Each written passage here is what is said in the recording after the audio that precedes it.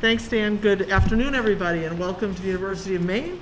I'm John Farini-Mundy. I'm the president here at the University of Maine at our regional campus, University of Maine at Machias. I'm delighted to introduce my colleagues, Chancellor Daniel Malloy, the Chancellor of the University of Maine System, and Ken Ralph, the Director of Athletics at the University of Maine.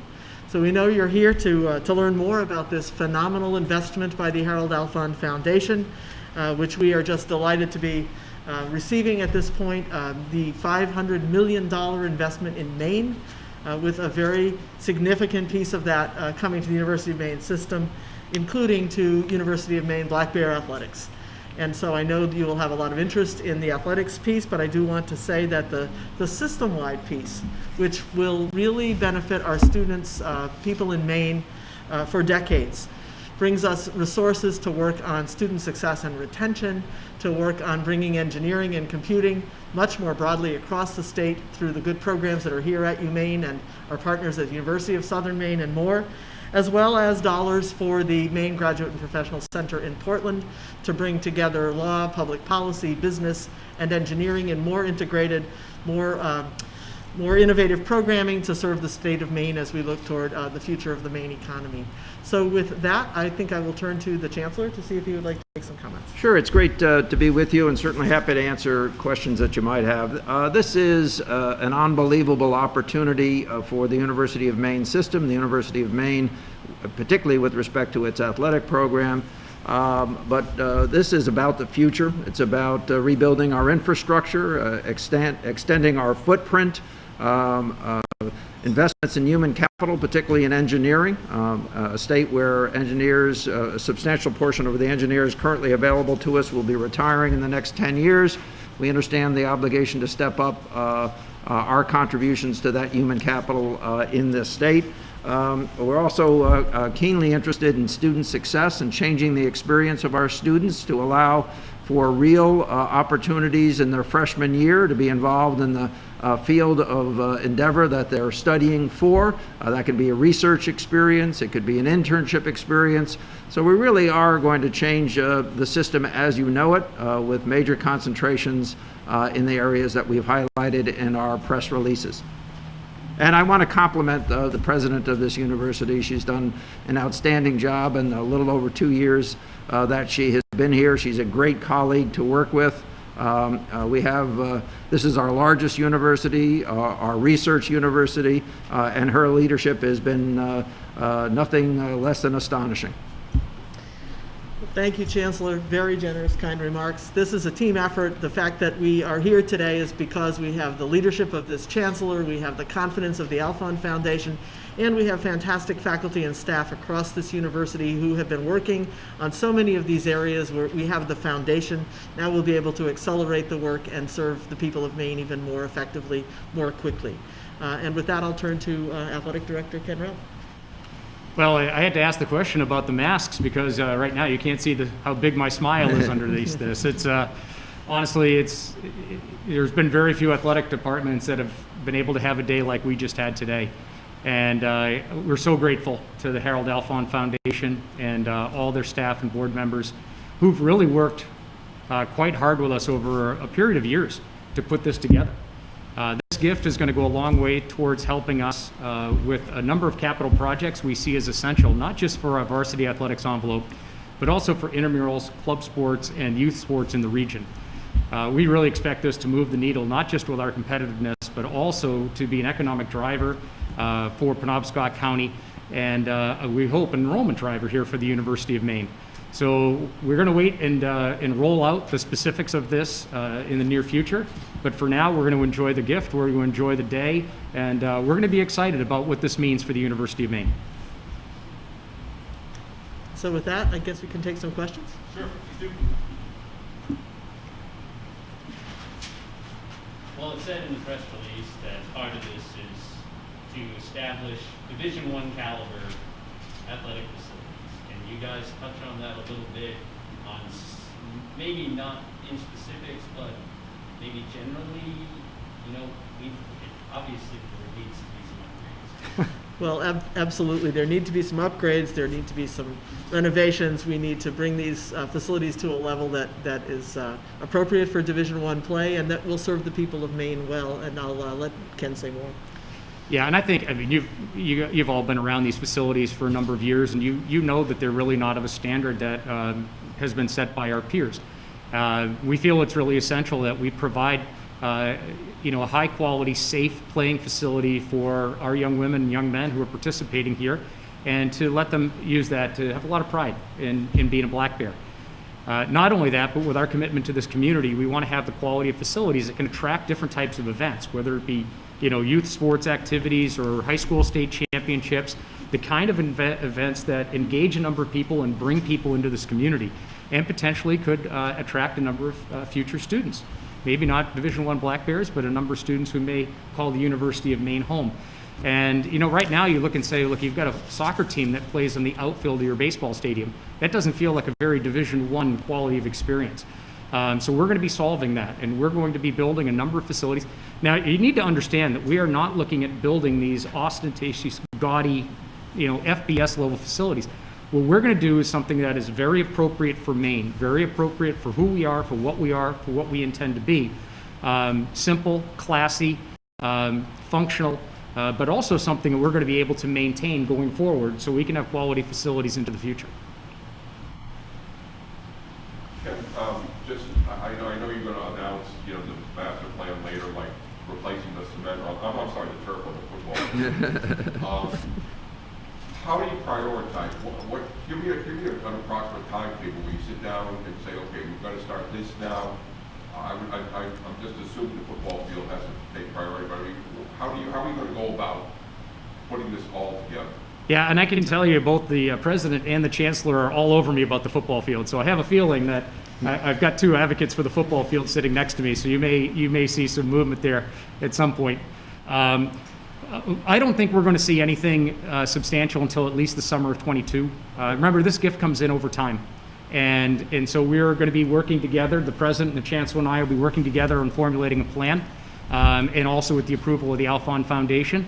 But we're going to start with some areas of greatest inequity first.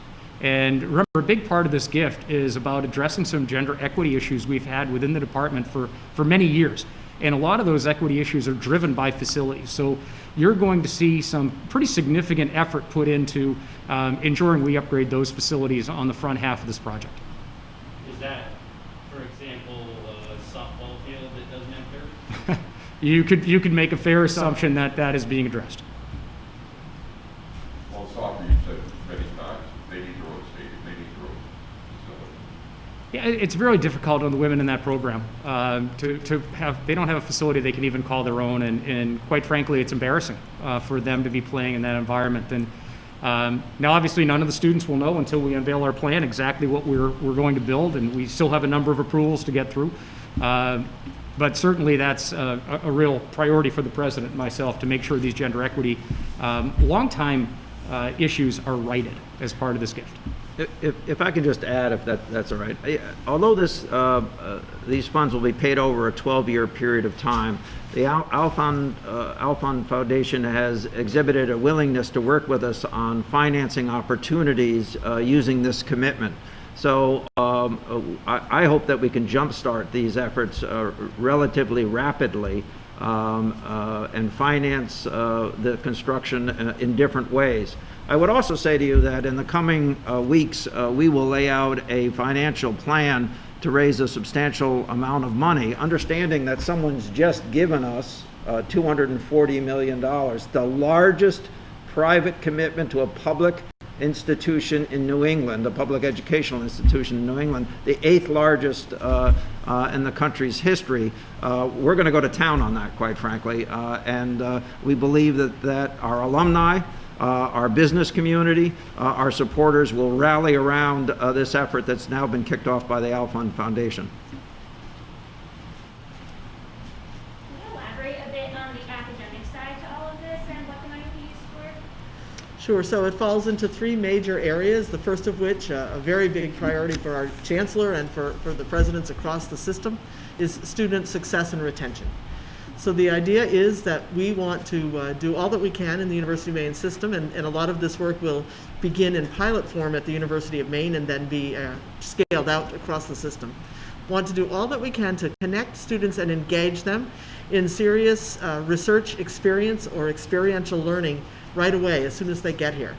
So we will be building from many of the efforts here at the University of Maine, from the Center for Undergraduate Research, for instance, working to make it possible for every student who comes here in their first year to connect with a faculty member in some way around research or scholarly work or creative endeavor, so across all of our disciplines, because that kind of connection and engagement, we know from the literature, can help a student find their place and stay with us. Similarly, we will be working on the gateway courses, the large first and second year courses that sometimes can be real stumbling blocks and obstacles for students as they seek to move forward into their majors. And we'll look to see what the most modern and research-based experiences are for those courses and bring our faculty connect our faculty to those opportunities. Excuse me. And then the third piece of the academic success and retention part is about career pathways. We know that when families and students can look at a university and see the pathway from entry all the way out to employment, that makes a very big difference and makes a difference in persistence for those students as well. So we'll be bringing to the foreground our efforts in career engagement, career pathways, and working across the full system to be sure that students in Maine can see where they might be headed and what this education will get them. So that's one big piece. The other one I'll just mention a little more briefly is the idea of a Maine College of Engineering, Computing, and Information Science. So UMaine has a very strong engineering college. What we want to do is take that, partner with the programs in engineering at the University of Southern Maine, partner with the interests in engineering across the entire system, and be sure that students and families and companies statewide understand that this system, led by the University of Maine's well-established College of Engineering, working very collaboratively with our partners at the University of Southern Maine, who have two important programs that are very connected to the Portland community, that we make engineering an option and a possibility statewide. Ken, two things you've talked about, just casually, but they're not up there with the football stadium. But Alfond Arena, 44 years old. Now that you have the money or have something to look forward to, would it be more of an upgrade, or would you even consider a new facility? And then you also expressed you'd like to have the basketball facility here on campus. I know those aren't right up the top, but where are you on both of those right now? You're trying to jump ahead on me, Larry. I know. No, I know what you're doing. No, we're not going to talk about the master plan until we've got everything finalized, and we would like to have some concept drawings and be able to do a big reveal on it all at once. It wouldn't be right to do it any other way, and we obviously have a number of people who are constituents that we need to engage in that process before we can make it all public. Ken, with the current year, the way that it's gone, with losing the basketball playoffs, with the FBS, games being lost, with all this stuff falling off the table, how important was this gift? Does that have a role in UMaine athletics at all at this point? Yeah, I mean, it's been a rough go for all of us. I mean, the big thing that we all enjoy is getting a chance to watch our students compete. A lot of the other things we do, are incredibly difficult. It can be a bit of a slog. It can be very time intensive, and you get to game day, and it all feels worth it. And game day's been taken away, and today feels like game day. Today's got that excitement. Today's got that pop. Today has that energy about it, and we just needed it as a department to get something to rally behind and to have something to feel good about. It's an incredible feeling right now, and you can see it in the faces of our department. You can see it in the emails that have come through that we were ready for something positive like this, and it just feels fantastic.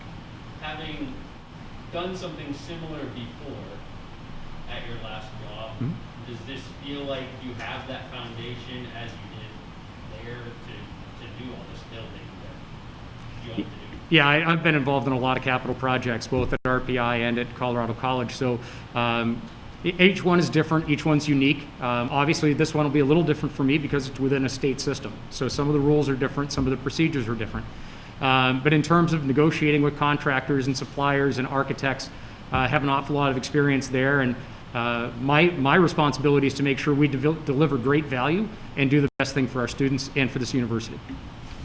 Let me just say that there'll be a lot of naming opportunities. We need to raise a lot of money, and that'll be part of what we'll be talking about as well.